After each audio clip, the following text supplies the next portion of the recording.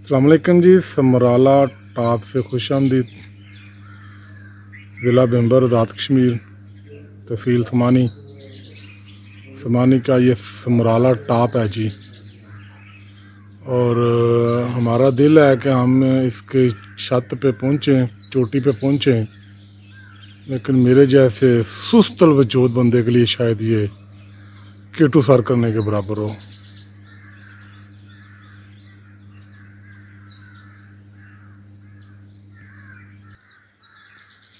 कमरे से बाहर निकलते ही सामने पहाड़ी। आधी रात को मैं उठा तो चांदनी रात में ये मंज़र कुछ और ही नज़ारा पेश कर रहा था जी।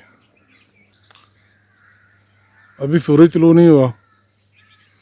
जहाँ मैंने देखा है मक्की और बाजरे के खेत बकसरत हैं जी, बहुत ज़्यादा है। और इस तरह के रास्ते, शहतूत के दरख्त, आमों के दरख्त, क्या खूबसूरत समय है जी। आज का दिन हमारा इधर ही गुजरेगा इंशाअल्लाह। जो भी हम वीडियो बनाएंगे आपको भी लाजमी दिखाएंगे।